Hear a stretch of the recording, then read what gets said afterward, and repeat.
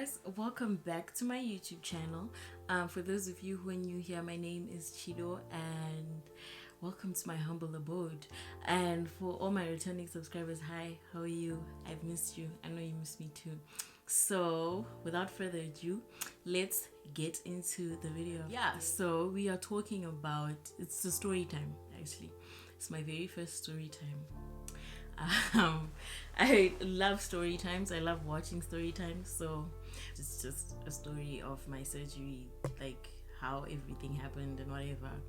So I think, when was it? Oh my gosh, my memory is so fuzzy.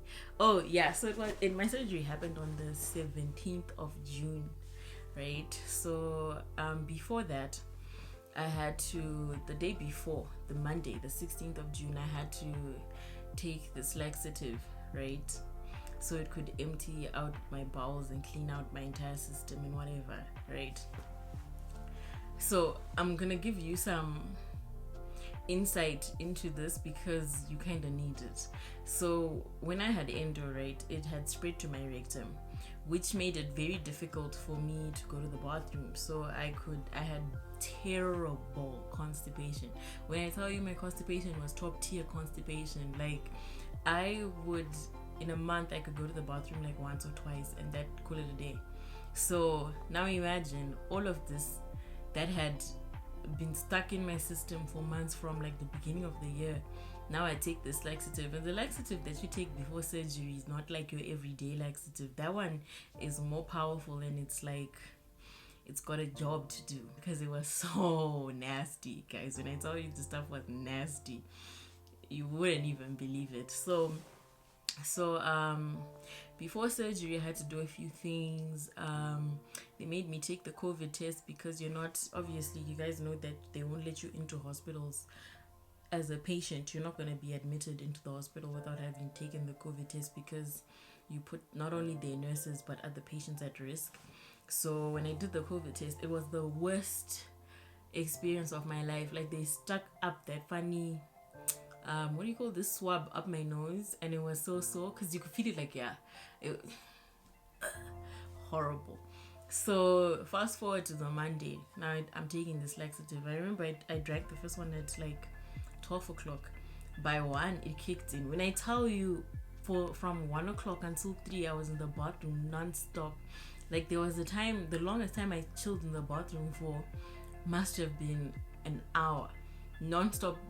And it was bad. Like by the time it got to like I think 4 o'clock, I was man down. Like I couldn't. And then so there's 2 rounds. You drink it like at 12 o'clock, and then the second time you drink it at like, I think I had to drink it at 5 o'clock. And this is for a person whose surgery is in the morning. So I think that experience physically was the worst experience for me. It was worse than the actual surgery because I had to do the work. So now I've emptied my bowels, Jana. Fast forward to Tuesday morning. No, was it Tuesday? No, it was a Wednesday. No, was it a Tuesday? Who knows? Whatever. So the 17th, the morning of the 17th comes. My dad comes and wakes me up at 5 o'clock because we have to be at the hospital at 6:30 in the morning. So he comes into my room, and he didn't even have to put in effort into waking me up, because my body, I think, was just, it was ready. So he's like, Chido, wake up, you need to go bath. And then I got up, I went to use the bathroom. And while I was in the bathroom, I started crying. I think my nerves had just caught up with me. Because the whole time prior to, I hadn't shed a tear, I hadn't felt much emotion. Everyone around me was all, hey, no, I'm so excited, this is finally happening. But me, I was on zero. Like I was on ground zero. So the morning off, now I start crying. I was like, yeah, I got into the shower. When I was showering, I was just crying. You know when you're showering and you're like and the water's running down and you're just ugly crying. That was me. So I get out of the shower, I go and I change. I got into sweatpants and a hoodie, and then I called Funga and I was crying, and he's like, okay, sit down, calm down, like you can do this, you've been waiting for this. And we prayed, and then that didn't really help, I'm not gonna lie. Nothing anybody was saying to me in the moment was helping. Not a single soul helped me calm down. So then we got to the hospital, right? So they put me in my room and they did like all the normal like blood sugar levels, BP, blah blah blah test, etc. And then we sat in there, me and my parents, right?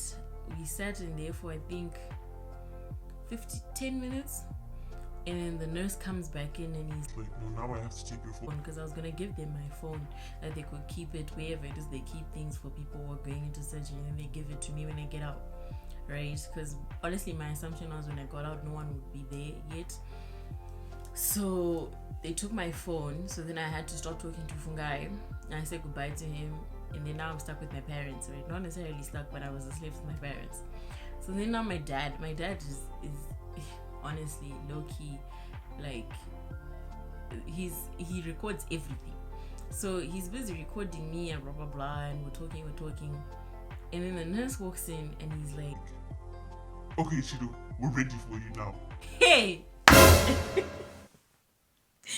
My soul, it like left my body. It was yeah.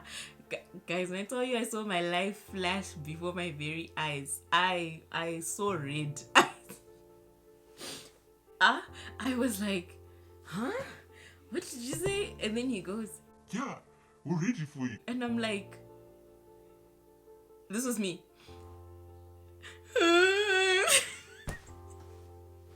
I started crying again. Like, please understand that this is the third time in the morning, between 5 in the morning and 8, that I've cried. I start crying again. Then my mother hugs me.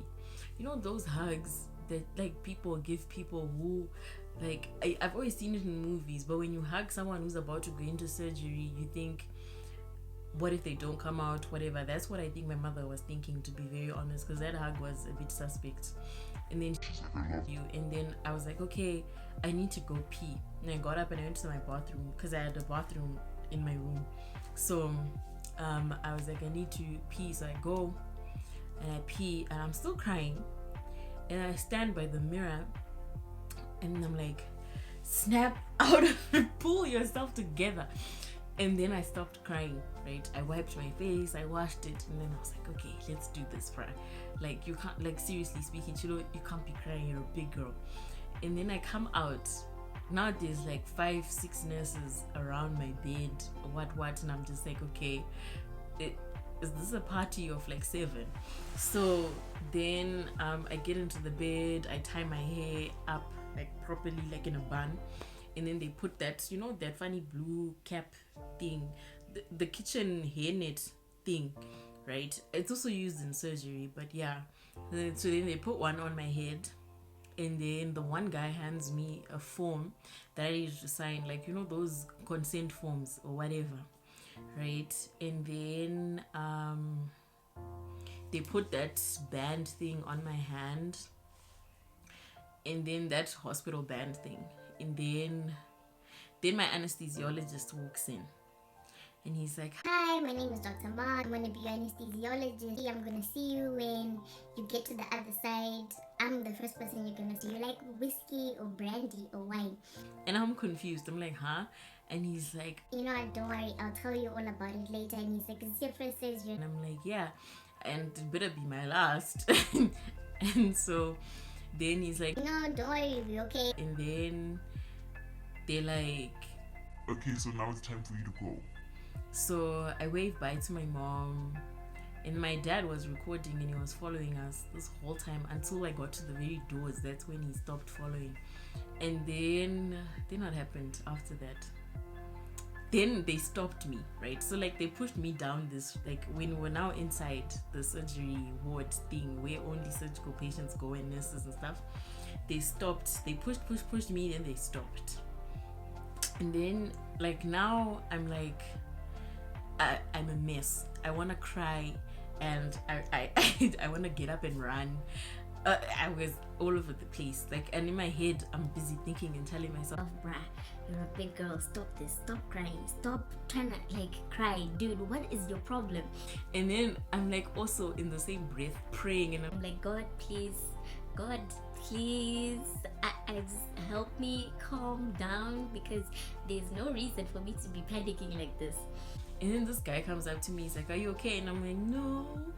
And he was another surgeon. So then he's like, "No, don't worry, you'll be fine." Then they kept on pushing me until they left me. So there's this other place where before you get into your room, they leave all the different patients until they're ready for you in the room, right? So because I was the very first patient of the day, there was no one else there but me. So they just parked my bed over there. Then the nurses disappeared. So now it's me, myself, and I. They left to my own devices and my own thoughts. I cried for like a good 2 minutes, and then I was like, Sis, stop it. You're 27 years old. These people are gonna look at you and be like, why is this hand crying? Is it that serious? and then I closed my eyes and I tried to think of the times where I was really happy, like when I was with Fungai or when I was graduating or anything, bruh, like anything, and nothing worked. Not a single. I could have thought of myself getting married or whatever, and Tololo never worked. And then that's when this one nurse comes up to me and she's like, "Are you okay?" And I'm like, "No, I'm not." And she's like, "No, don't be scared, it'll be okay." So when as she was talking to me, I started calming down. That's when I realized that I only panic when I'm by myself and I'm not around people. So then after she left, she was like, she'll come back, right? And then when she left, I think less than a minute later, Dr. Marks, my anesthesiologist, comes back, right? So this this guy, he comes back and he sits next to me and he's like, Okay, so how are you? What do you do? Tell me about your life. so now I'm telling this man, like, because he was asking me where I studied, what I studied, and where I worked. And so I was telling him all this stuff about myself. And then he pricked me on this hand, right? So he pricked me there, and then in there he put, I don't know what it was, but the minute this man injected me with this stuff, I don't even remember counting up to 5. Like it was like 1, 2, 3, and then my head is so heavy. I'm feeling loopy and drunk. Like I don't even know what happened. So then now I don't know how long I've been in that place, where I am, what's happening or whatever, right? So then I don't know at what point they pushed me from that place where you chill and wait for your room to get to the actual room, because the whole time, only I think an hour after my surgery, did I realize that this wasn't a dream and it was something that had happened. Because now, to me, after he put that stuff in me and I went like this, I thought I passed out. So they pushed me and they took me to the room, right? And they're like to me, "Chido, you have to move from this bed to the other." So I remember jumping off my bed, not jumping, but moving, because they're next to each other. So you just lift your body off one bed and onto the other. So I remember lifting my body off the one bed onto the other, and and I was like to them, Ew, this bed is so uncomfortable. Can I just stay here?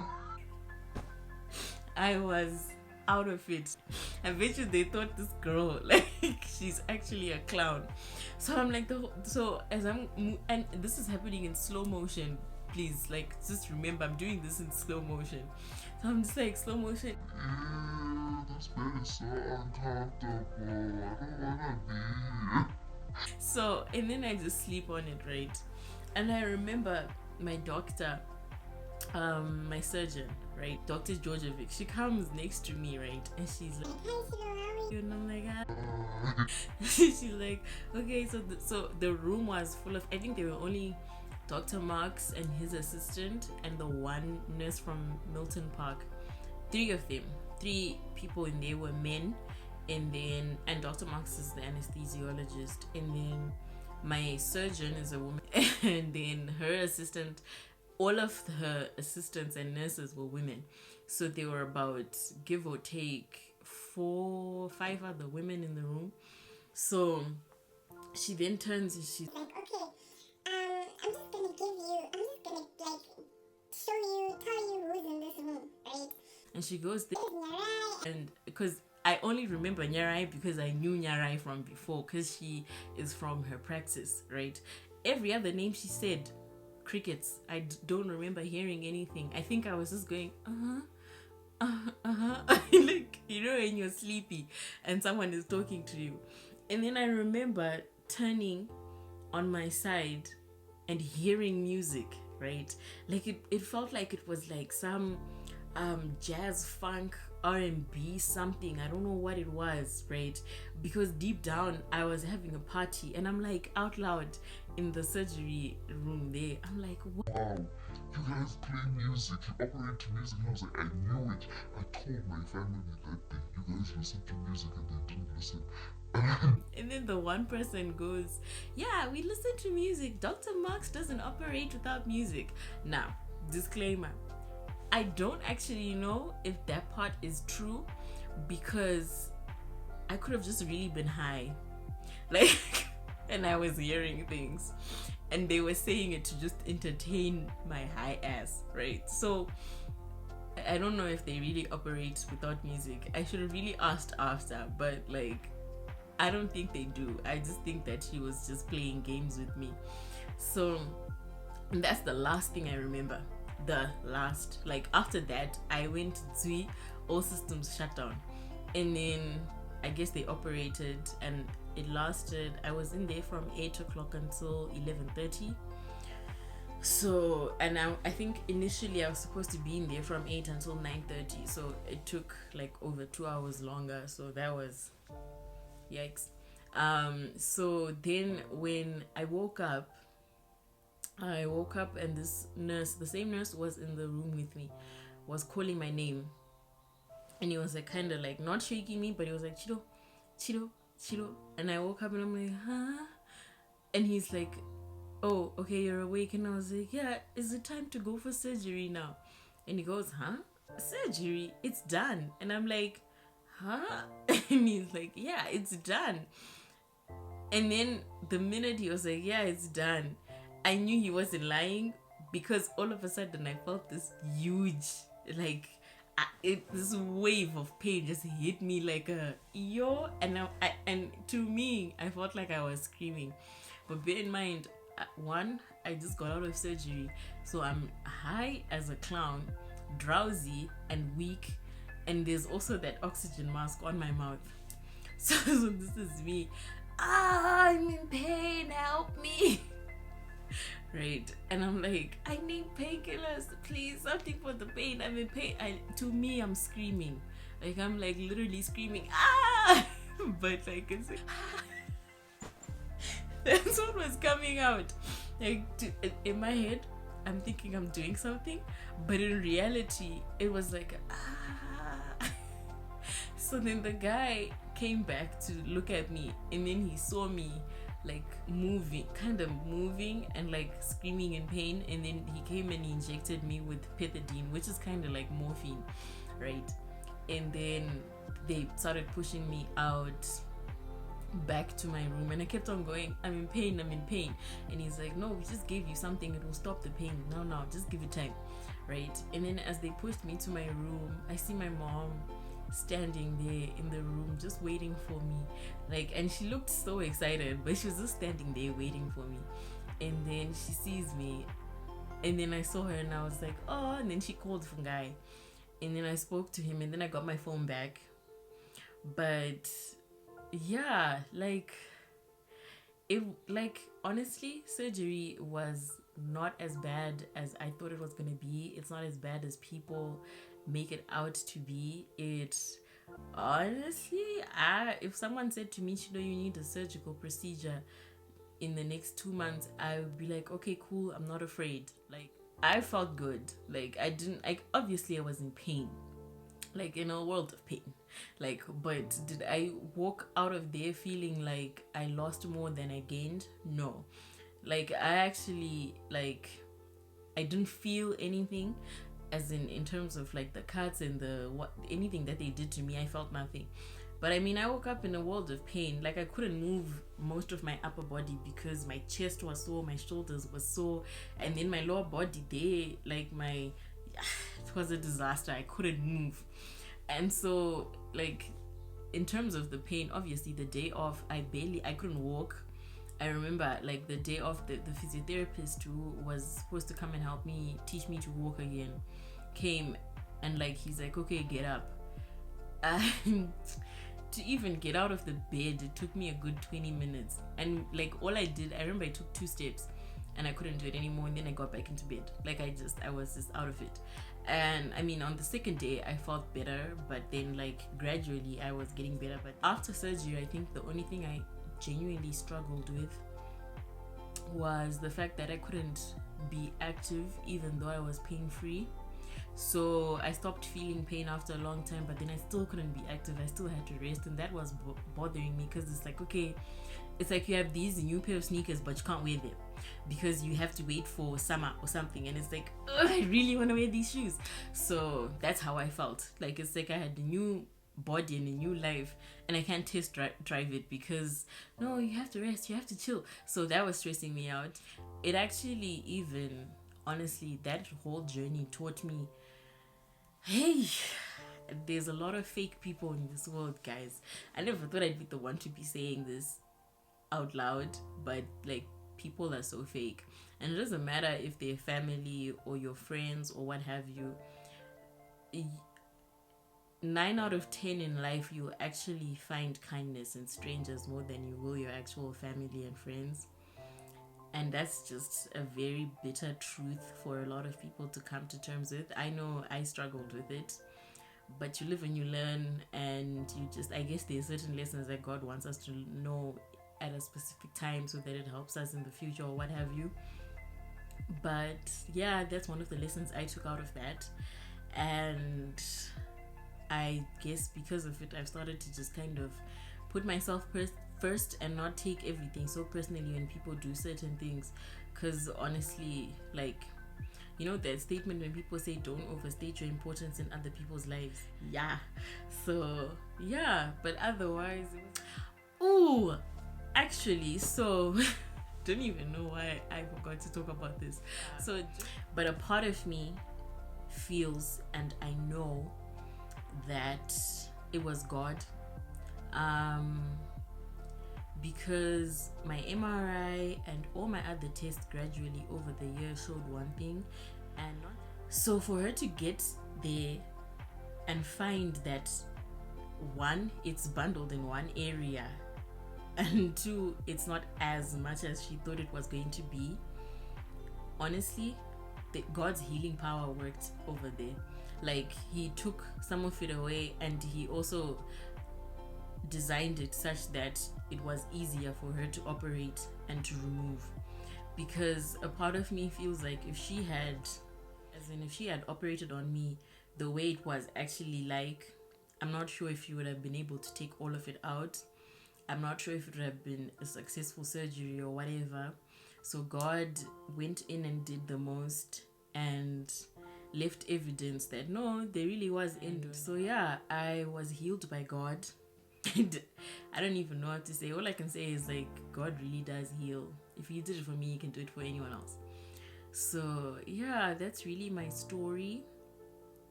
It's been an amazing journey. It's been an amazing 5-6 years.